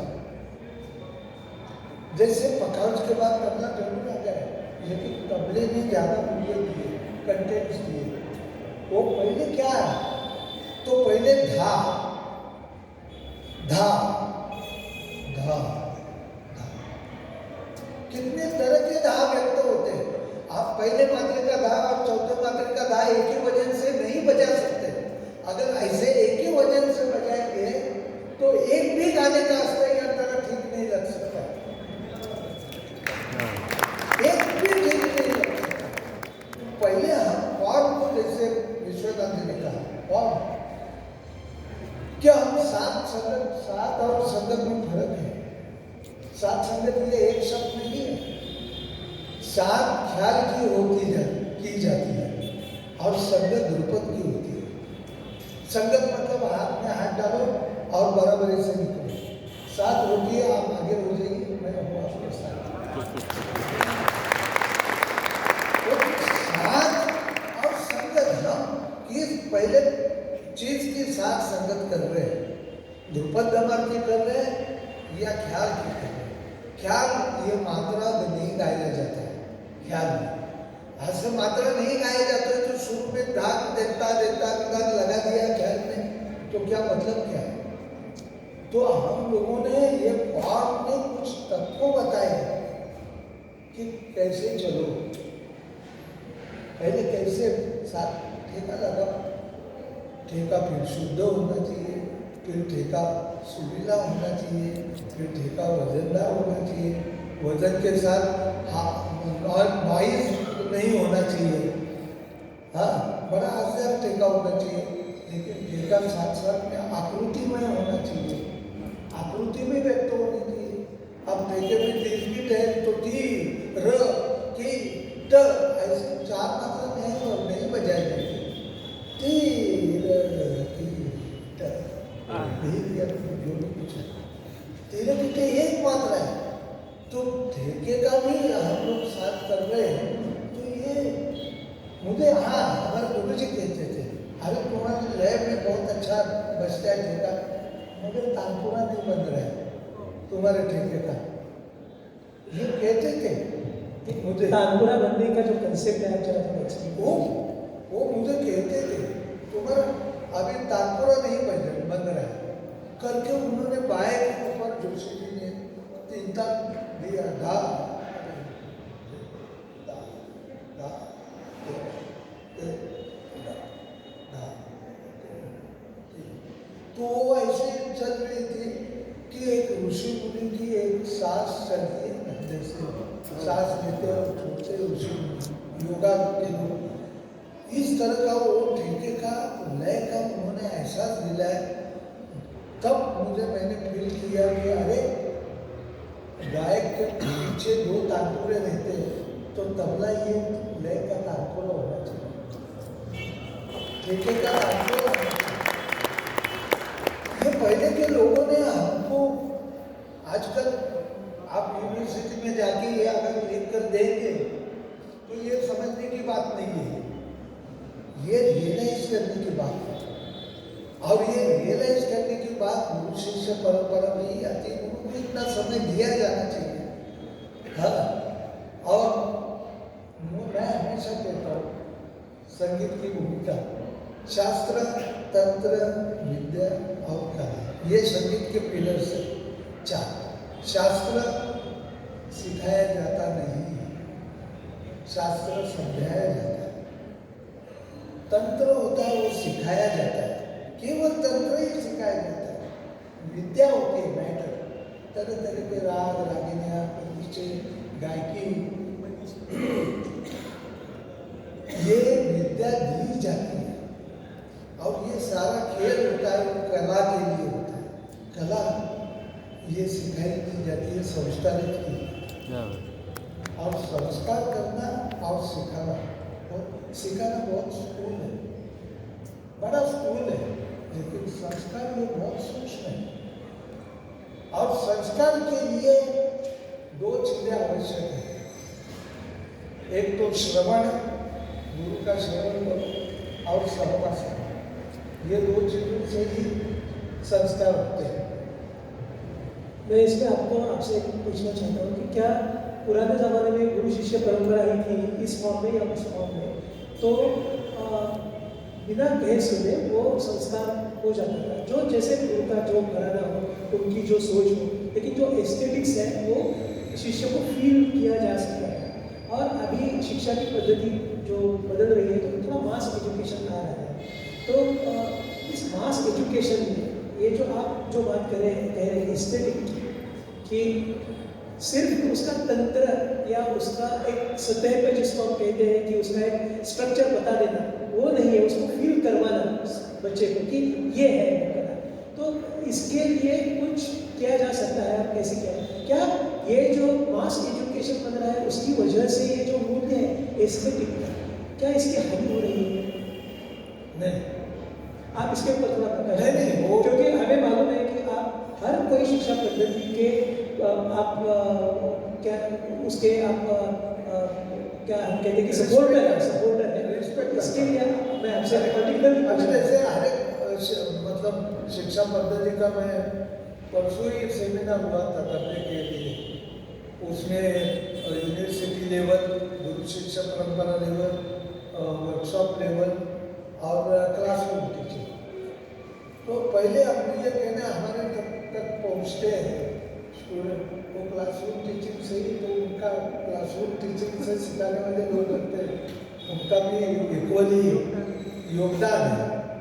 तो हम तो उसको अप्रिशिएट करते ही हैं सारी पद्धति को। और खास करके यूनिवर्सिटी लेवल पे जाके क्या होता है कि उसको रिकग्नाइजेशन मिलता है कि ये इतना सीखने के बाद कुछ सर्टिफिकेट मिलता है, डिग्री मिलती है। अब वर्कशॉप में क्या होता है, वर्कशॉप में वो तबला वादक तय करता है कि अभी मुझे जाके कौन सा गुरु करना है। मैंने तो इनका वर्कशॉप अटेंड किया, इनका किया, उनका भी किया, अभी मुझे कहाँ सीखना है, मुझे तबला ही करना है या नहीं करना है, ये सारी बातों से तय हो जाता है वर्कशॉप से। ऐसा मेरी स्कूल की में धारणा है। और फिर जाकर के पास जाकर सीख लेते हैं। मैं ओजेश जी से भी पूछना चाहूँगा कि क्या यूनिवर्सिटी के सिलेबस में सुनने के लिए गाइडेड लिसनिंग के लिए काफ़ी जगह बनाई गई है या नहीं है? क्योंकि पुराने ज़माने में तो सुनने के लिए पाबंदी भी थी कि मेरे घराने में आप पढ़ रहे हो तो दूसरे घराने की मत सुनो, और इसके बारे में बहुत अच्छा बुरा बहुत कुछ कहा गया है, मैं वो विषय नहीं छेड़ना चाहता हूँ। लेकिन जो एक संस्कार चाहिए तो उसके लिए गाइडेड लिसनिंग के लिए करो, क्योंकि आप सुन रहे हो और आपके अंदर नजर बनी नहीं तो इसमें क्या सीखना है वो समझ में नहीं आता। तो तैयार होना चाहिए। तो क्या यूनिवर्सिटी के सिलेबस में नहीं, और थिंकिंग में यूनिवर्सिटी के जो एजुकेशनल थिंकिंग है उसमें क्या इसकी जगह बनाई गई है? नहीं, गाइडेड लिसनिंग का ऐसा कोई प्रोविजन नहीं हो पाता है, क्योंकि अब तो मजबूरी ऐसे है कि समय बहुत कम होता है, सिलेबस आपको सारा पूरा करना है, उसमें थ्योरी भी है, प्रैक्टिकल का भी सब पूरा करना है, तो उसमें गाइडेड लिसनिंग के लिए स्कोप ही नहीं मिल पाता है समय के लिए। बस यही है कि जिस भी शिक्षक के सामने वो बच्चे सीख रहे हैं आके, उसी वक्त उनको वो गाइडेंस देनी होती है, और वो कम से कम मैं देता हूँ कि क्या होना चाहिए, क्या नहीं आपको सुनना चाहिए, और जब आप सुन रहे होते हैं तो किस चीज़ पर फोकस करें, और जब कर रहे होते हैं तो किस चीज़ पर फोकस करें। जैसे कि हम रियाज की बातें बताते हैं कि रियाज करना चाहिए, तो एक रियाज जब हम करने बैठते हैं तो उसमें कितनी सारी चीज़ें इंटीग्रेटेड होती हैं। उसमें आप सुरीले बनकर रियाज करते हैं, उसमें आप सांस बढ़ाने का रियाज करते हैं, उसमें आप आवाज़ की रेंज बढ़ाने का रियाज करते हैं, उसमें आप सबसे इम्पॉर्टेंट है टोन कैसी आपकी नेचुरल बननी चाहिए उसका रियाज करते हैं। उसमें कोई इफेक्ट डाल के रियाज आपको नहीं करना चाहिए कभी भी। नेचुरल वॉइस में आप रियाज करिए, नेचुरल टोन को पहचानिए, अपनी नेचुरल रेंज को आइडेंटिफाई कीजिए, तो वो आवाज़ आपकी ज़िंदगी के आखिरी लम्हे तक काम आएगी। अगर आपने उसमें कोई इफेक्ट डाल के कोशिश की या आपको पता ही नहीं है आप कोई इफेक्ट डाल रहे हैं, तो वो आपके लिए एक शॉर्टकमिंग हो जाएगी और एक उम्र के पड़ाव पे आके आपको दिक्कतें आनी शुरू हो जाएगी। क्योंकि जब तक आप में ताकत थी आपने उसको संभाल लिया, जहाँ जब शक्ति क्षीण होने लगती है तब आवाज़ के डिफेक्ट सामने आने लगते हैं, फिर वो इरिवर्सिबल हो जाता है। तो शुरू से ही अपनी नेचुरल टोन, तो टोन का रियाज करते हैं, रेंज का करते हैं, दम सांस का करते हैं, फिर उसके बाद सुरीलेपन का रियाज करते हैं, सुर पक्का लगना चाहिए। फिर सुरों के बीच में आपकी हिट जो करने की है, गाइडेड मतलब ग्लाइड है, नीड है, तो वो कैसी जानी चाहिए, खटका कैसा आना चाहिए, यानी अलंकरण के तत्वों का भी रियाज उसी में इंटीग्रेटेड होता है। और फिर आता है आपका राग का, सुरों का रियाज। रागों के सुर के लगाव से कितने राग हमारे हिंदुस्तानी संगीत की विशेषता है, एक ही स्केल से 5-5, 6-6 कितने राग बनते हैं, वही समान सुर होते हुए भी। तो मतलब ये सब जो इम्पोर्टेंट बात है वो कैप्सूल में आप दे देते हैं, लेकिन करवा लेने का टाइम नहीं है। वो करवाने का नहीं, लेकिन उनको ये गाइडेंस देना कि देखो इससे ये फायदे मिलेंगे। और मैं इसमें एक चीज़ और मुझे याद आई, मैं पंडित भीमसेन जी की उनकी एक मैं बात बताता हूँ कि मैं एक बार गुरु जी के साथ था, तो पुणे के एक महोदय हैं, सज्जन हैं, भाई साहब को बैठे थे, वो उन्होंने इतनी कीमती बात बताई कि वो भीमसेन जी के पास कोई गए तो उन्होंने कहा कि मुझे भी गाना करना है, तो मुझे क्या करना चाहिए ऐसे। तो वो बहुत कम बोलते थे। उन्होंने कहा कि देखो 2 चीज़ें हैं, एक है सिद्धि, दूसरी प्रसिद्धि, तुमको क्या चाहिए? बोले प्रसिद्धि आसानी से मिलती है। कितनी काम की बात उन्होंने बोली, अगर कोई इसको पकड़ ले तो उसका जीवन का लक्ष्य एकदम चेंज हो जाएगा।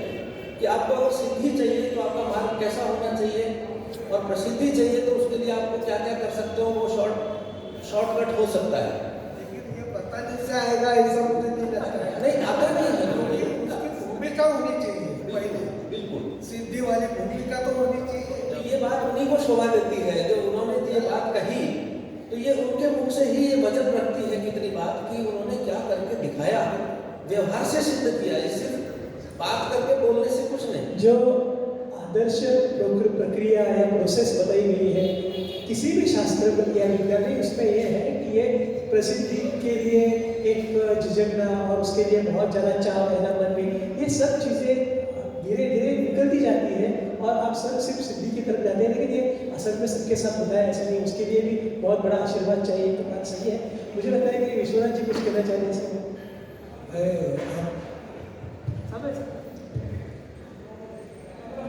हे सगळं चर्चासत्र चालू आहे, त्याच्यात मला बसवलं आहे, मला मोठा टेन्शन म्हणा किंवा एक बर्डन असतं ते आलेलं आहे, पण आता थोडंसं कमी झालेलं आहे, तर आपले विचार आपण व्यक्त करू शकतो। मेरा इतना ही कहना है कि रियाज करना है तो पर्टिकुलर जगह पे बैठ के करना ऐसा कुछ नहीं है।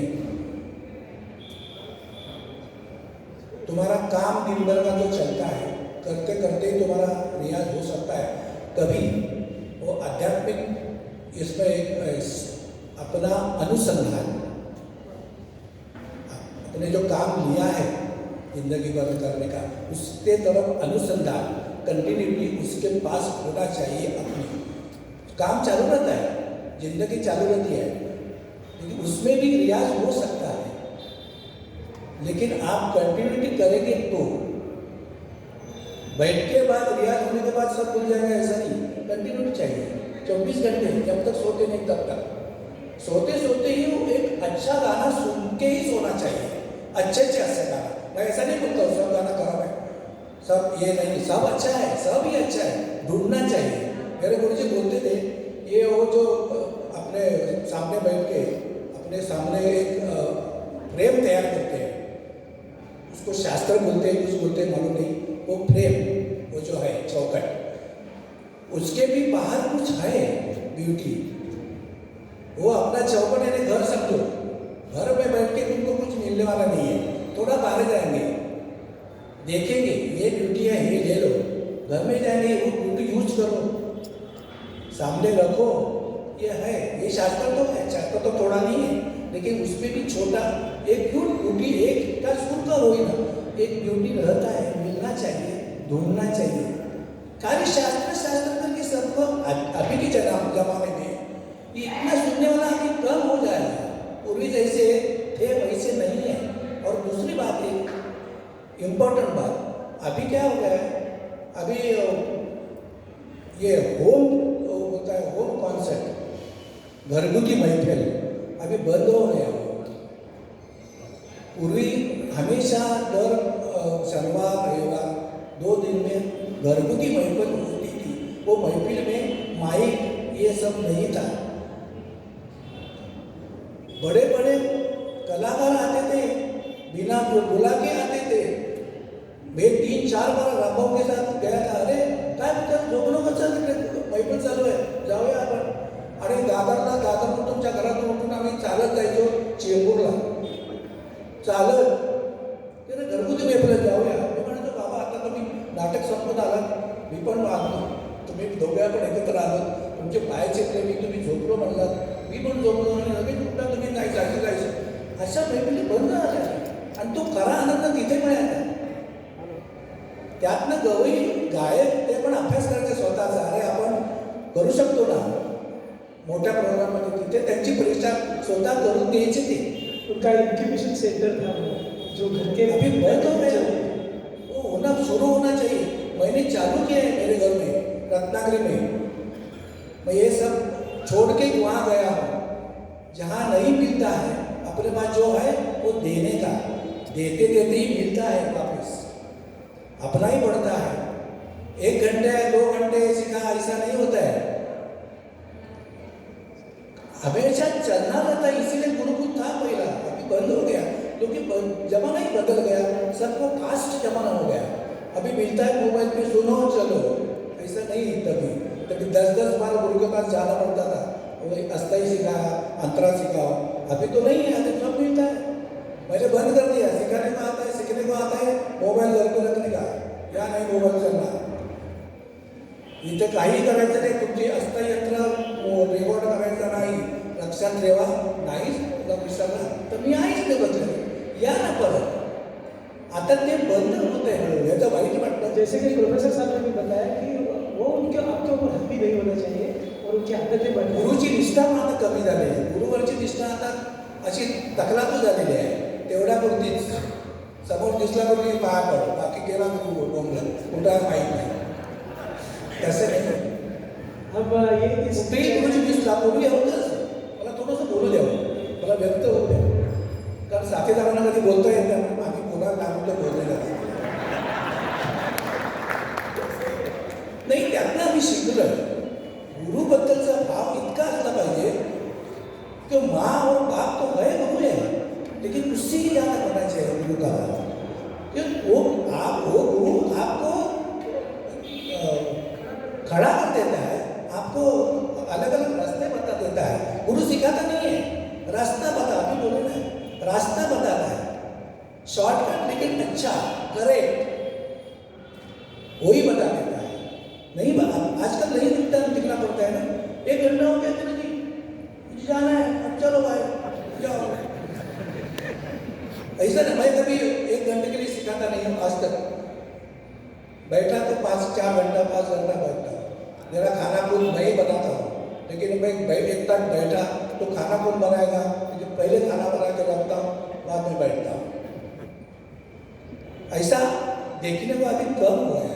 गुरु के पास पूर्ण निष्ठा, पूर्ण प्रेम, गुरु मेरे गुरु, मेरी माँ, मेरा बाप सब है, मेरा देव भगवान है, ऐसा नहीं दिखता है।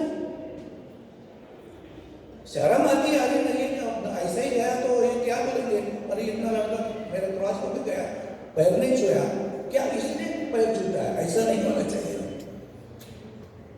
गुरु कोई नहीं बोलता है तुम पैर नहीं छुआ, नहीं बोलेगा अच्छा हो, जबरदस्ती करके पैर छूने का ऐसा होता नहीं ना। इसलिए अपना भी खूब बहुत विद्या और बहुत बढ़ाना चाहिए गुरु जी ने। गुरु लोग ने भी अपना इतना इम्प्रेशन होना चाहिए, और वो नहीं चाहिए इतना बड़ा आदमी है। दोनों है, दोनों तरफ से होना चाहिए। आजकल दिखने में कम लगता है मुझे, तो नहीं होता है। मैं एक चीज अभी महाराष्ट्र में सिखाने वाले भी हैं और सीखने वाले भी हैं। दोनों है। हमारे बनारस में ये कमी आ गई है, न सिखाने वाले सिखाना चाहते हैं, या तो सिखाना चाहते नहीं हैं या सिखा सकते नहीं हैं, दोनों में से कुछ है। और सीखने वाले के लिए तो डिग्री चाहिए, ये भी बात है, लेकिन सिखाने वाले ईमानदारी से सिखा नहीं रहे हैं। मुझे कहने में कोई डर नहीं है। आप तो महाराष्ट्र वैसे में ये लगता बात है। है, हमने देखा। ये इस परसों विश्वकर्मा जी ने यहाँ पे तो सारे लोग ही शामिल रहे। ऐसे कहा यहाँ चेहरे देखिए कि यहाँ से बिल्कुल सही। लेकिन मैं एक विद्यार्थी मुझे होने के नाते ओशो जी को सबने आदर्श बनाना चाहिए, इसलिए कि ये जब इनके गुरुजी जहाँ जाते हैं, मतलब बनारस आए या दिल्ली से आए हैं और 5 दिन यहाँ रहे हैं, तो प्रोफेसर पद पर है, सोचिए। सब नहीं, हम तो बनारस में जब आ रहे हैं हम देख रहे हैं, इसका मतलब आसपास भी जाते हैं। पॉसिबल होगा तो वो महाराष्ट्र में भी आते हैं। सोचिए, इतना बड़ा आदमी प्रोफेसर पद पर रहते हुए गुरु के पीछे घूम रहे हैं। क्यों? सान्निध्य, सोबत से उनकी विद्या देखिए कितनी बढ़ती है। मैं बहुत विनम्रता से एक बात कहना चाहता हूँ। एक विद्यार्थी या शिष्य होने के नाते अगर आपने मन में ये धारण कर लिया कि आपके गुरु का व्यक्तित्व आपके सामने पहाड़ की तरह है, आपने उनको अपने मन में उनको पहाड़ मान के रखा है, तो आपको जीवन में घमंड कभी नहीं होगा। कोई कितना ही आपको कुछ भी बोले, लेकिन अगर वो आपके सामने पहाड़ की तरह खड़े हैं, वो स्थापित हो गया कि मेरे गुरु तो पहाड़ है, तो आपको जीवन में कभी अहंकार हो ही नहीं सकता है। क्यों? कोई भी कुछ बोलेगा आपको देखिए, अरे तुम कहाँ है, मैं कितनी शर्म में हूँ, मैं कितना चढ़ पाया ये। और मैं एक छोटी सी इंसिडेंट बताता हूँ। गुरुजी थे वहाँ पर साथ में शिमला में, बहुत बड़ा कार्यक्रम था सरकारी, तो वहाँ पर जो कंपेयर जो थे नीचे सब साज वगैरह साउंड चेक हो गया, नीचे ग्रीन रूम में बैठे थे। तो गुरुजी ने उनसे पूछा, आपने नोट कर लिया? बोले अरे आपका बायोडाटा तो हमारे पास है, सब मालूम है, पंडित जी हैं और तानपुरे के गुजरेश प्रताप सिंह हैं। तो गुरुजी ने उनको कहा कि डॉक्टर बोलिएगा, डॉक्टर गुजरेश प्रताप सिंह बोलिएगा। तो उन्होंने कहा हाँ ठीक है, हंस के, क्योंकि वो भी परिचित हैं, दिल्ली से ही गए थे। बोले हाँ डॉक्टर बोलेंगे। तो मैंने उनको पास में जाके उनसे धीरे से कहा, मैंने कहा गुरुजी कह रहे हैं कि डॉक्टर बोलिए तो ठीक है, लेकिन अगर डॉक्टर ही बोलना है तो आप प्रोफेसर बोलिए। तो उनको लगा कि शायद ये पद की बात है, ये होना चाहिए। मैंने कहा मैं इसलिए आपको कह रहा हूँ प्रोफेसर बोलने के लिए कि यहाँ पर यूनिवर्सिटी के स्टूडेंट्स आएंगे, शिमला यूनिवर्सिटी के और दूसरे। मैंने कहा जब उनको ये पता चलना चाहिए कि आप चाहे प्रोफेसर हो जाओ, चाहे वाइस चांसलर हो जाओ, चाहे किसी भी पद पे चले जाओ, गुरु के पीछे तानपुरा लेके बैठना ही होता है।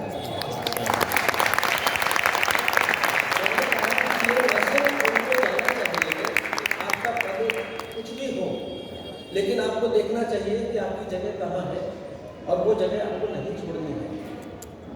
तो दिल्ली में भी जैसे गुरुजी आते हैं, एक बार गुरुजी ने मुझे कहा कि अरे अपने किसी शागिर्द को बिठा दो। तो मैंने कहा गुरुजी वो जगह मेरी है और जब तक मैं यहाँ हूँ वो कोई नहीं ले सकता, ये आप मत कहिए, वो जगह मेरी है। तो वो नहीं हो सकता है। क्यों? क्योंकि गुरु से हमारी पहचान है, वही हमारे सब कुछ है। आपके सिर्फ लफ्ज नहीं बोल रहे हैं, आपकी देह बोली भी बोल रही है जो कहना चाहिए। लेकिन थोड़ी बाउंड्रीज के बारे में कहता हूँ। जरूर सर। ऐसी इनकी स्थिति है, लेकिन और आगे क्या होती है हाँ, उसके बारे में बात करना चाहता हूँ। ये संगीत एक साधना का विषय है और साधना करते करते 1 घंटा 1 घंटा रियाज करते हैं तो एक शक्ति पैदा होती है और वो शक्ति उस कलाकार के ऊपर एक थोड़ा सा कल बात कर रहे हैं वो अटैक करती है। शक्ति होती है, अगर तिरकिट ढिरकिट बजाए आधे 1 घंटा बजाए 2 घंटा बजाए तो एक शक्ति होती है। वो शक्ति पहले क्या बताती है कि हमारे जैसे अगर किसी का बजता है सिर्फ बजता है तो गुरु का बजता है, उसके बाद मैं ही हूँ। तो ये स्थिति को रोका कैसे जाए? तो मुझे लगता है कि एक संगीत में गुरु होना संगीत का आवश्यक है, लेकिन संगीत के अलावा अध्यात्म गुरु भी होना चाहिए। वो होना चाहिए और ज्यादातर नॉन एग्जिस्टेंस गुरु रहे तो ज्यादा अच्छा है।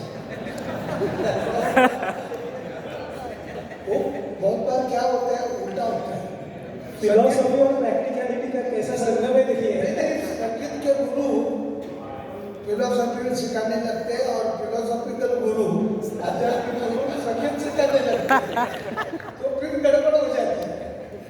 तो ऐसी स्थिति को पहले अपना कल्चर देखेंगे तो बहुत कुछ सीखने मिलता है। पहले ये होता है कि हमारे जैसे उमा में मैं रहता हूँ तो आलंदी संत ज्ञानेश्वर जी की जगह है। निवृत्तिनाथ जी ने अपने लिखान में एक बार भी ज्ञानेश्वर मेरा शागिर्द करके लिखा नहीं, एक बार भी लिखा नहीं। और संत ज्ञानेश्वर जी ने बार बार लिखा है निवृत्तिदास को। ये जब मैंने रियलाइज किया करीबन 20 साल पहले रियलाइज किया तो मैंने ठान लिया कि ये मेरा शागिर्द है, मेरा शागिर्द है, ये बात करना बंद करना चाहिए। करेक्ट, वो तो उसने कहनी चाहिए कि ये मेरे गुरु है करके।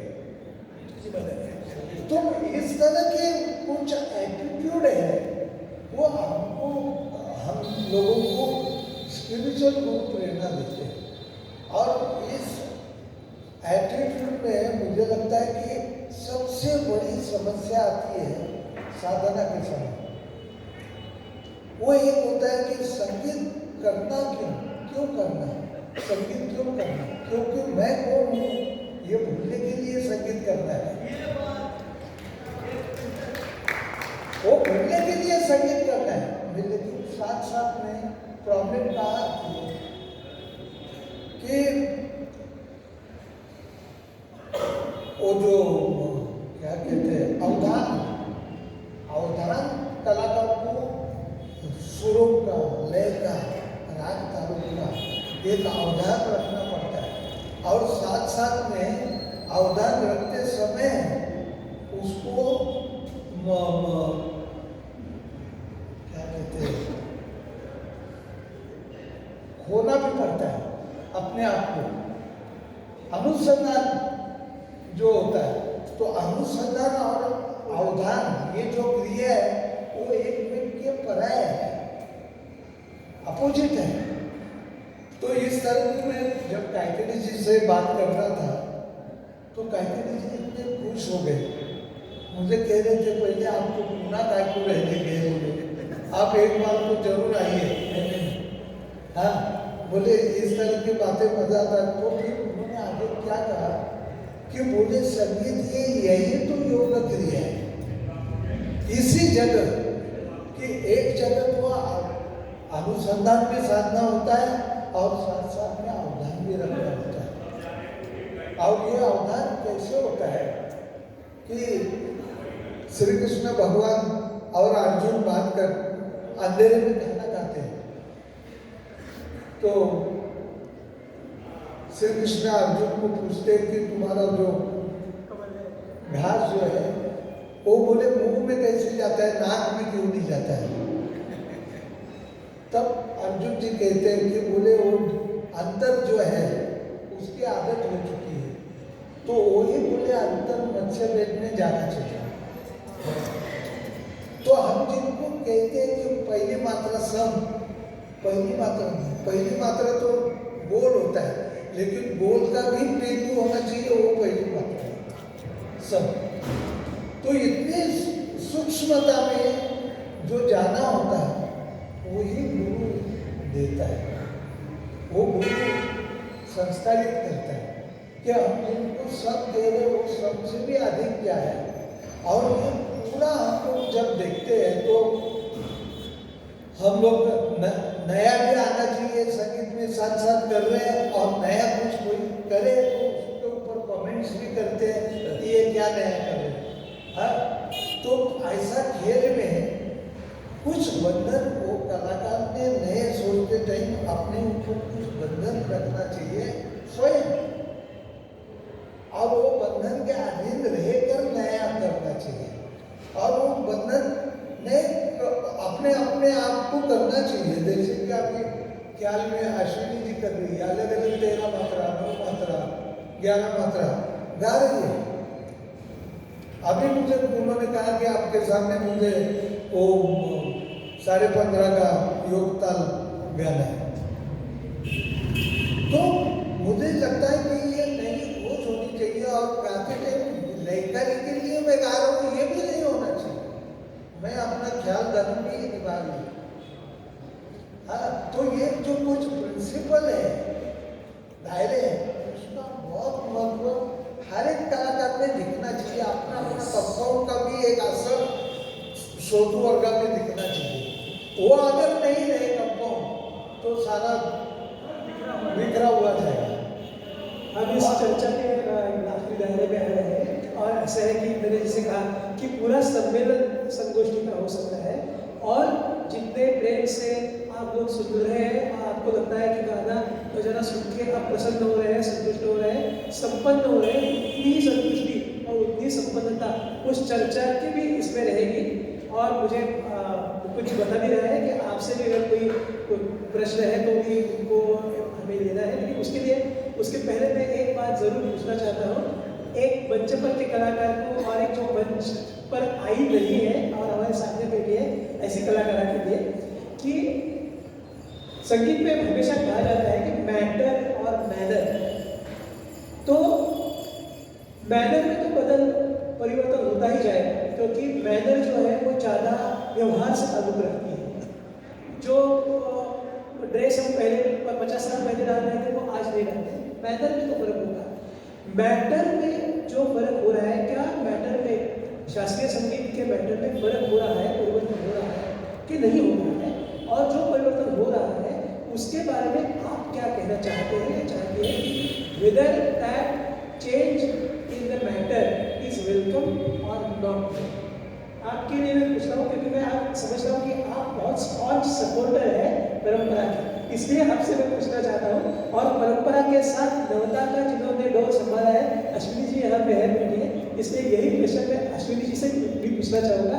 और उसके बाद अगर हमें लगता है कि इसके बाद आप कुछ पूछे और ये मानिए महाभाग कुछ बोले तो वो हाँ सेशन थोड़ा खुला रखेंगे, लेकिन इन दोनों को इस बात में पहले बात जरूर करनी है कि मैटर में परिवर्तन आ रहा है क्या मैटर में परिवर्तन आ रहा है, and whether that is welcome. आप उसका स्वीकार करते हैं या नहीं? आपसे शुरू करें। मैटर और मैनर, तो मैटर में परिवर्तन हमारे ख्याल से नहीं आता है, मैनर में आता है। जैसे हमारे गुरु जी मनी यशोदा जी कहते थे, बेटा ठीक है बनारस लगाने गए हो, लेकिन जब संगत करते हो तो वो दिमाग से निकाल दो, उसको क्या चाहिए उस हिसाब से दो, उसको कैसा देगा चाहिए वैसा दे। तुम अपने हिसाब से बजाओगे तो असफल हो जाओगे, इसलिए वहाँ अपने घराने का ध्यान मत रखो, यह उसको दो, उसको सही देना, बस बहुत बड़ी बात है। वो बोलते थे महाराज जी जैसे उठान बजाते हैं, वो भी बजाते थे, लेकिन बोले हम नहीं बजाते मंच पर, वो महाराज जी के लिए। कितनी बड़ी बात है। और उन्होंने कभी नहीं बजाया, एक बार सिर्फ हमने इतनी लाइफ में उनको सुना, एक बार BHU में कोई पुणे से कोई डांसर आई थी, तो उन्होंने उस दिन छोटी सी उठान बजाया महाराज जी के स्टाइल में, तो हमने बोले गुरु जी को पैर जो हमने बोले आज बजाया, अरे जगह दी गई बजा दिया, लेकिन हम नहीं बजाते, वो उन्हीं के लिए, बार बार वही कहते रहो, उन्हीं के लिए है, हमारा परिचय उससे नहीं है। अश्विनी जी आपसे। मैं क्या कहूँ, मेरा उत्तर तो आपने दे दिया कि मैटर में चेंज नहीं होता। मेरा मानना ये है कि मैटर और मैनर दोनों के असर होते हैं और असरदार मैनर लंबा नहीं चलता है, असरदार मैटर बहुत लंबा चलता है। तो ये कलाकार की जिम्मेदारी है कि असरदार वाला मैटर को भी अपने अंदर संभाल के रखे और इसके लिए मैं गुरुजी का गुरुजी का थ्रेड जो धागा आगे चलाकर यही कहूँगी कि एक कलाकार के लिए बहुत ज़रूरी होता है कि उन्होंने जो ऑपोजिट की बात की थी, अनुसंधान और अवधान की ऑपोजिटनेस की बात की थी, तो मुझे ऐसा लगता है कि एक कलाकार जब स्टेज पर, एक कलाकार की हैसियत से जब मैं स्टेज पर बैठती हूँ तो मेरे लिए ये दो चीज़ें होती हैं कि एक अंदर, मुझे अंदर अपने अंदर जाके खोजना होता है कि मेरा नाम मुझे आज क्या आदेश दे रहा है, तो वो एक प्रोसेस है अंदर जाने का। लेकिन उसी समय पे मुझे ये अवधान भी रखना होता है कि जो मैं कहना चाहती हूँ, कहने जा रही हूँ, या जो मेरे थ्रू राग कहना है वो लोगों तक पहुँचता है कि नहीं, वो बहिर्मुख प्रोसेस है। और इन दोनों का जो मिलाप है ये बहुत, मैं मानती हूँ कि वो तलवार की धार पर चलने के बराबर होता है। और ये मतलब कहीं भी इसमें कॉम्प्रोमाइज़ नहीं करना होता है कि मुझे जो पूरा श्रोतृ वर्ग को ध्यान में रखते हुए कलाकार गाएगा, वो भी मेरे ख्याल में संगीत से प्रताड़ना होगी। और जो सिर्फ खुद के लिए गा रहा है स्टेज पे बैठ के, वो भी संगीत की तरफ प्रताड़ना होगी। स्टेज पे बैठे हुए इन दोनों का संतुलन रखना बहुत जरूरी है। अभी एक या दो प्रश्न ऑडियंस से लेंगे। आपका नाम बताइए पहले। मैं श्री कृष्ण फड़के भोपाल से। मैं इस प्रकार का कार्यक्रम देख के भाव विभोर हो गए, क्योंकि संगीत पर चर्चा भारत भवन में कभी हुई है, पर ऐसी चर्चा मैंने कभी सुनी है तो कभी देखी। तो मैं चाहूँगा कि म्यूजिक एप्रिसिएशन इसके ऊपर भी एक सत्र हमेशा आप रखें। धन्यवाद। और इसकी रिकॉर्ड यदि उपलब्ध करा सकेंगे तो बहुत मेहरबानी होगी। हेलो, हमारा एक मिनिट। केशव जी मला तुम्ही दिसत नाही।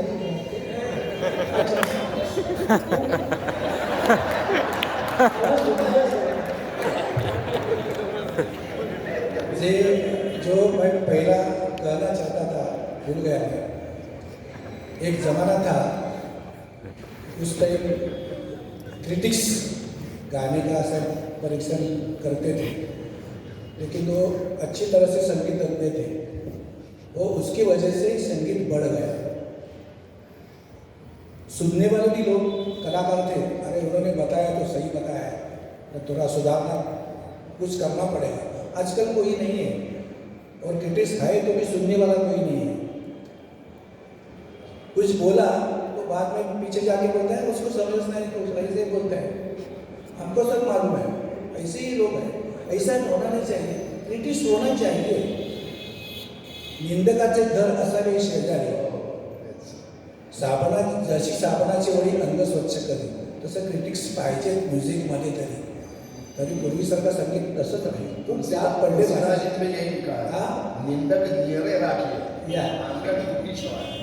निंदक असल्याशिवाय तुम्ही नाही, ते पाहिजे। आजकाल आवश्यकता आहे नवीन पिढीसाठी। मला असं वाटतं कलाकाराच्या या दोन्ही भूमिका असल्या पाहिजे। नक्कीच स्वतः कलाकाराची, स्वतःच असावं क्रिटिक्स, म्हणजे त्याच्यासाठी दुसरी व्यक्ती पाहिजे। स्वतःच परीक्षण करा ना। स्वतःच असलं पाहिजे। आणि आता मोदीजी म्हणतात ना, खुद की कॉपी खुद जांचो, तब बताओ मैं कितना नंबर दे सकते हैं उस कॉपी में। जब ये नहीं, पण आता हालीच वेळ नाही एवढा स्वतःचे परीक्षण करायला वेळ नाही पण करायचं दुसऱ्याकडून समजवलं तर ते किती समजून घेतलं तर ना। जर दुसऱ्याकडून समजून घ्यायची वृत्ती असेल ठीक आहे, तेवढा विनम्रपणा पाहिजे। मी या महानुभवाला धन्यवाद देत नाही, कारण धन्यवाद असं शब्द बोलणं खूप औपचारिक आहे. हॅलो केशवजी, आत्ताच्या काळात जे इथे आपल्या समोर कलाकार गायले त्यांना तुम्हाला काही सांगायचं आहे का? त्यांचं गाणं कसं आलं, ते नवीन म्हणतात तांत्रिक नवीन लोकांचं याच्या संबंधी तुम्हाला काही सांगायचं आहे का? त्याने काय सुधारणा करावी किंवा असं? नाही, ते त्यांचे गुरु सांगतील, पण मी भूमिका सांगतो. बरं का, संगीत हे मनुष्याच्या, मागाशी संगीत 4 पिलर सांगितले तेच होतं, पण मनुष्याच्या 40 स्तरावरून संगीत विकसित होतं.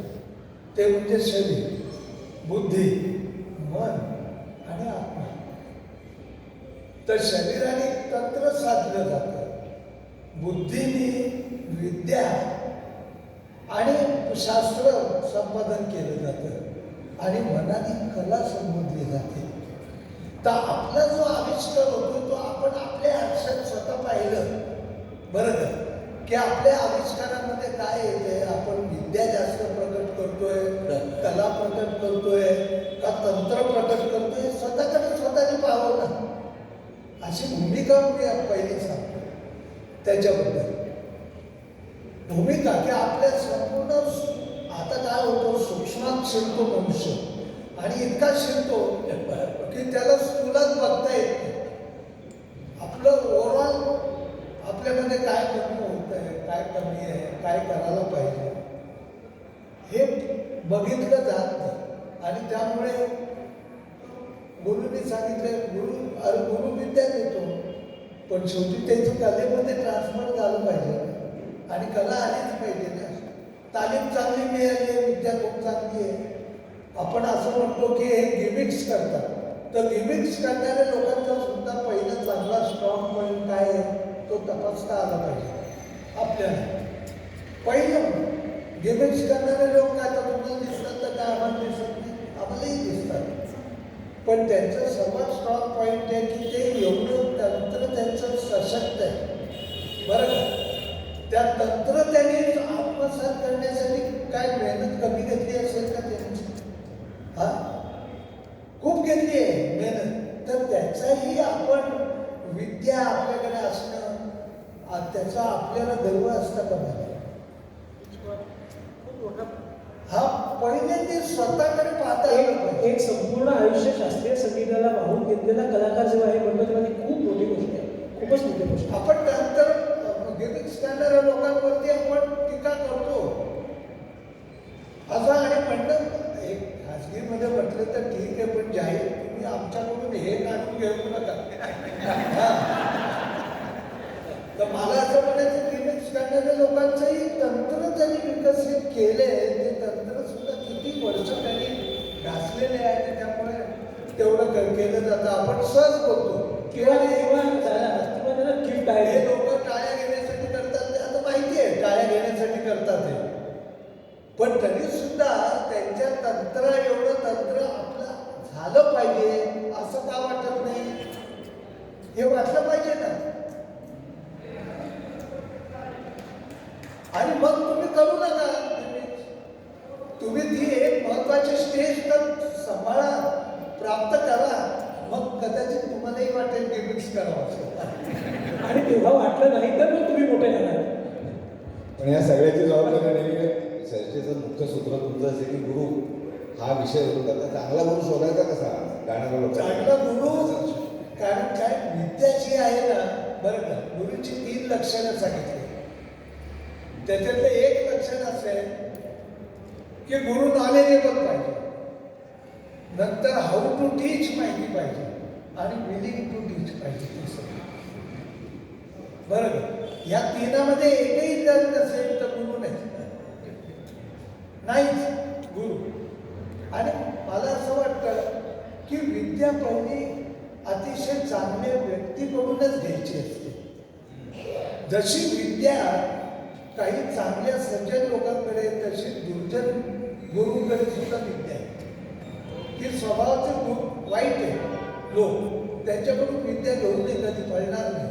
मी तुम्हाला सांगतो, किती प्रॅक्टिकल आणि किती महत्वाचं बोलतो. फक्त सांगतो मी, कित्येक मोठे कलाकार झालेले लोक पाहिले, पण त्यांचं एकही शिक्षा हातात धरण्याचे नाही. का? कारण त्यांचा स्वभाव त्यांच्या कलेच्या आड येतो आणि त्यामुळे ते घडले, पण पुढली पिढी घडू शकली नाही. अशी भरपूर उदाहरणं, पण ती इथे देता येणार नाही. जो गुरुजी ने बात कही इतनी इम्पोर्टेंट है कि आपके शायद समझ में नहीं आई है, लेकिन फिर भी मैं मेरे मित्र से विनती कर रहा हूँ कि वो एक बार हिंदी हो सकता है। मेरे आप बताइए। नहीं, गुरुजी ने जो कहा कि गुरु तो बहुत है, लेकिन गुरु कैसा होना चाहिए इसका चुनाव हमको करना है। और गुरु के लक्षण भी गुरुजी ने बताए हैं। नॉलेजेबल होना चाहिए, ऐसा गुरु जो विद्या संपन्न हो और वो सही चीज हमको सिखा सके। ऐसा नहीं कि उसके पास बहुत कुछ है लेकिन आपको सही चीज मिल नहीं रही है, आप उस चीज को लेने के लिए खुद पात्र भी बने, ये भी बहुत आवश्यक है। ऐसा नहीं है कि आप गुरु के पास गए और आपको ये लगा कि हमको गुरु जी ने सब कुछ सिखा देना चाहिए, तो आपको अपने अंदर भी वो पात्रता पैदा करनी होगी। अगर आप वो पात्रता पैदा कर लेते हैं तभी आप सच्चे गुरु के पास जाएंगे और आपको वो विद्या प्राप्त होगी। संत कबीरदास ने भी एक बात कही है, गुरु गोविंद दो खड़े काके लागो पाए, बलिहारी गुरु आपने गोविंद दियो बताए।